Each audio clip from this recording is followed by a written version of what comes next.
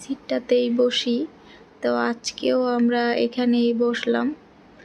আর আমার বাবা তো একদমই হয়ে গেছে।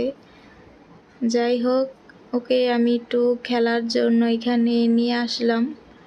ও একদমই খেলতে চাচ্ছিল না, কারণ এখানে কোনো মানুষই ছিল না আর অনেক ভয় পাইতেছিল। তারপরেও আমি ওকে জোর করে নিয়ে আসলাম যে আসো বাবা, আমরা একটু খেলা করি। ও তো আগে এগুলা কখনো দেখে নাই। এগুলা আমি নিয়ে এসে দিচ্ছিলাম ওকে যে বাবা একটু ওঠো, একটু বসো।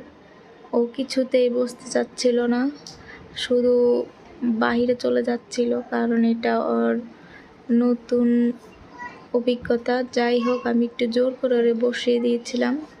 ও তো একদম কান্না গলায় ভ্যা ভ্যা করতেছিল, বসতেই চাইতেছিল না। আমি